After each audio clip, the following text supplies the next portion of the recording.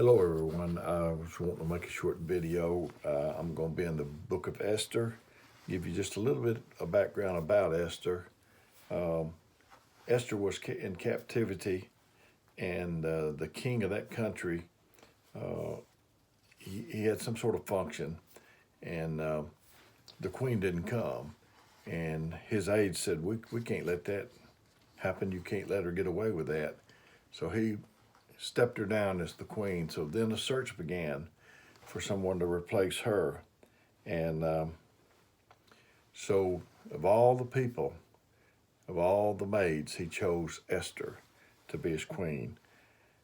So there was a man that tricked the king into making a decree to destroy all the Jews. And the word came to Esther's kin. I can't remember what kin he was to, maybe a cousin or an uncle or something like that. Might have been a cousin that was like an uncle to her. And his name was Mordecai. And it says, I'm going to start at chapter 4 and I'm going to start at verse 1. And when Mordecai perceived all that was done, Mordecai rent his clothes and put on sackcloth with ashes and went into the midst of the city and cried with a loud and a bitter cry. And came even before the king's gate, for none might enter into the king's gate clothed with sackcloth. And in every province wheresoever the king's commandment and decree came, there was great mourning among the Jews, and fasting and weeping and wailing, and many lay in sackcloth and ashes. To know that you're about to be destroyed, that's what they chose to do. They did like Jonah. When Jonah decreed that Nineveh was going to be destroyed, they got down in sackcloth and ashes. And in the day that we're living in, the coronavirus, I don't think it's going to last forever. But even when this is over, we're in a day that we've never seen before. We need to do a little of that ourselves and come before God. So there was many weeping and wailing, and many lay in sackcloth and ashes. So Esther's maids and chamberlains came and told her that. Then was the queen exceedingly grieved, and she sent raiment to clothe Mordecai and to take away his sackcloth from him, but he received it not. Then called Esther for Hattach, one of the king's chamberlains, whom he had appointed to attend unto her, and gave him a commandment to Mordecai to know what it was and why it was. So, I hope I'm saying this right. So Hattach went forth to Mordecai into the street of the city, which was before the king's gate. And Mordecai told him of all that happened unto him, and the sum of the money that Haman had promised to pay the king's treasury for the Jews to destroy them. And he gave him the copy of also of the decree that was given at Shushan to destroy them, to show it to Esther, and declare it unto her, and to charge her that she should go into the king to make supplication unto him, and to make request before him for all her people. And Hattach came and told Esther the words of Mordecai. And again, Esther spake unto Hattach, and told him the commandment. And all the king's servants and all the people of the king's provinces do know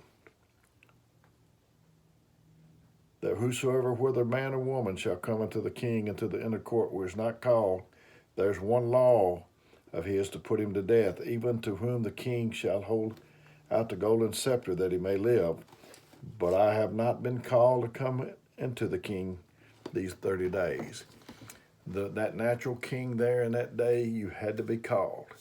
If you weren't called and you just came to him yourself, it meant death. That is the way it is with the King of Kings. He has to call you. And when he calls you, if he doesn't call you, it's death.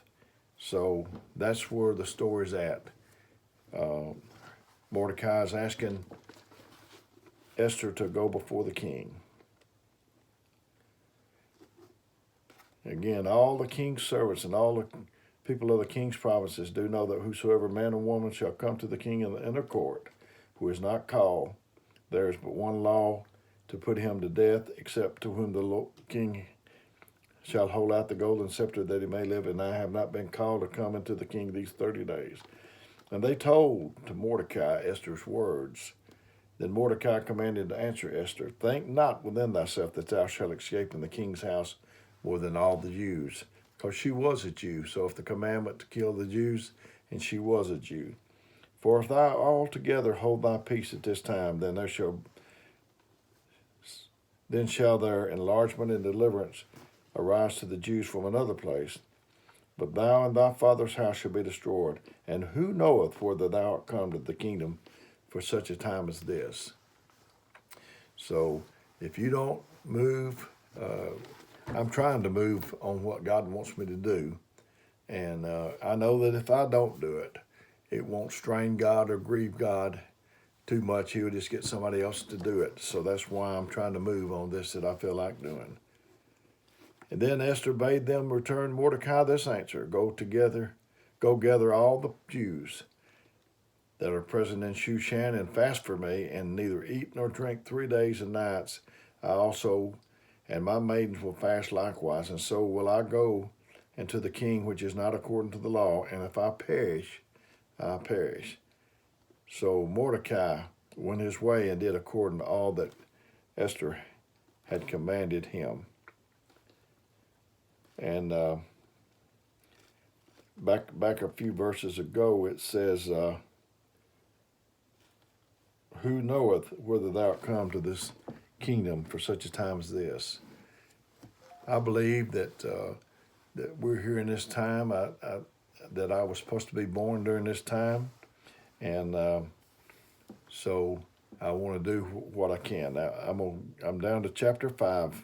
And it said, it came to pass on the 3rd day that Esther put on her royal apparel and stood in the inner court of the king's house, over against the king's house.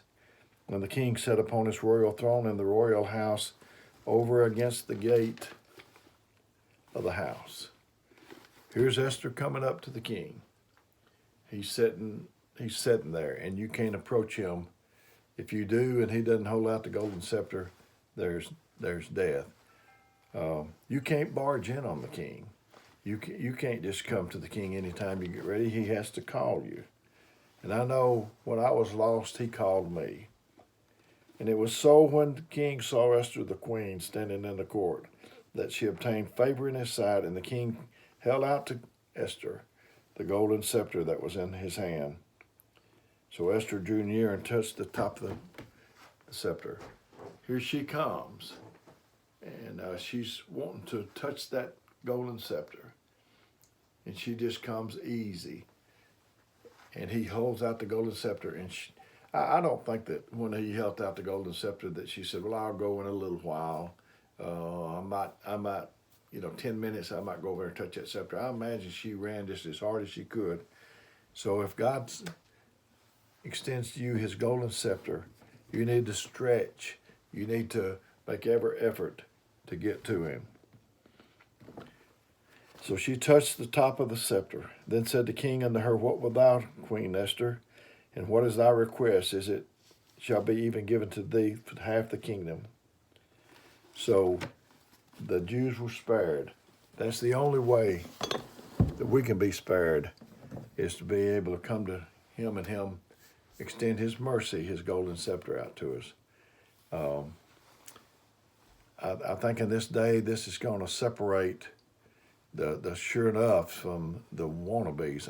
This trying time of the coronavirus is going to separate who really want to live for God. I know that I heard somebody refer to people as Goldilocks Christians. They never move because nothing is just right. It's if you're waiting until things get just right to move, you never will. Then I've heard people referred to as Alka-Seltzer Christians. They really fizz for a while and then they just fizz out. So let's be in this for the long run. I wished I could have put this over to you in a way that you can see what I can see in my mind. I remember when I was approaching God, I didn't barge in on him. I just eased up and touched that golden scepter. So may God be with you. May God bless you. If this helped you, let me know. And I do appreciate every bit of feedback. I've had quite a bit of it. So hopefully this will help you. If it don't, like I said in another video, if you like it, take out like you do at the table. If not, just pass it on. May God bless you.